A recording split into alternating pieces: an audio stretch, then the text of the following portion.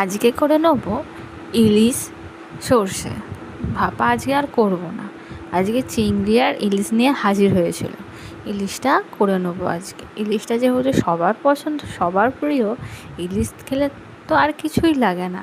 ইলিশ মাছ আর ইলিশ মাছের তেলটা দিয়ে ভাত খাই, আর একটু আলু মাখা হবে, ব্যাস। আর কিচ্ছু চাই না আমাদের, একদম জমিয়ে খাওয়া দাওয়া হবে তাহলে।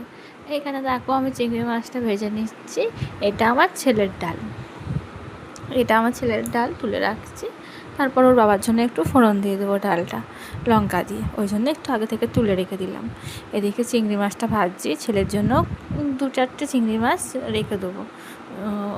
ও যদি ভাত দিয়ে খায় ওই জন্য একটু রেখে দেবো। দেখো রেখে দিলাম, এদিকে আমাদেরটা তুলে নিলাম। তারপরে করে নেবো ওই ইলিশ মাছটা সর্ষে বাটা কাঁচা লঙ্কা দিয়ে ঝাল। সর্ষেতে হলুদ আর নুন দিয়ে রেখেছিলাম, ওই জন্য একবারে দিয়ে আর জল দিয়ে দেবো, আর কিছুই করব না। আজকে ইলিশ মাছ দিয়ে ভাত খাওয়া হবে, জমিয়ে খাওয়া দাওয়া হবে আজকে। ইলিশ মাছ আমাদের সবার প্রিয়। তোমাদের কার কার প্রিয় প্লিজ কমেন্ট করে জানাবে। প্লিজ লাইক কমেন্ট করে পাশে থাকো, সাবস্ক্রাইব করে দিও, ঠিক আছে?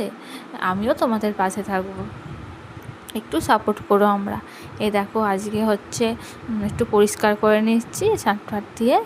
আমি শর্ট ভিডিওই করি, ব্লগিং দিই না, এই প্রথমে ব্লগ দিচ্ছি।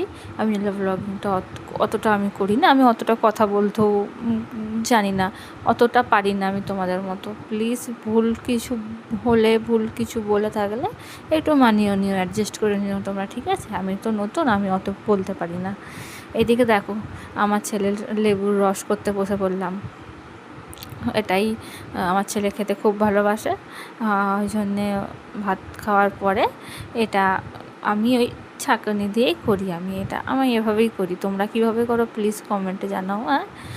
কমেন্ট করো, তোমরা তো কেউ কমেন্টই করো না আমাকে, প্লিজ একটু কমেন্ট করো, আমিও তোমাদের লাইক কমেন্ট করে পাশে থাকবো, ঠিক আছে? এই দেখো আমার ছেলের রস হয়ে এলো প্রায়, এবার আমার ছেলেকে খাওয়াবো। ছেলেকে বেশি করে দিই না, একটুই অল্পই করে দিই, কারণ ও না জুসটা খেতে খেতেই ঘুমিয়ে পড়বে। ওকে গ্লাসে খাওয়াবো, ও খাওয়াবে না, ও বোতলেই খাবে। এই যে বোতল নিয়ে শোবে, এই দোলনাতেই খাবে, আবার দোলনাতে খেতে খেতে ঘুমিয়ে পড়বে, খাবেই না সবটুকু, ওই জন্যই অল্পই ওকে করে দেওয়া। এই যে দেখো বোতল হাতে নিয়ে ঘুমিয়ে পড়েছে। এবার ওকে আমি ঘরে শুইয়ে দেবো। বাইরের ওয়েদারটা দেখো কেমন, ফটফটে রোদ একদম। এই যে শুয়ে পড়েছে, ব্যাস।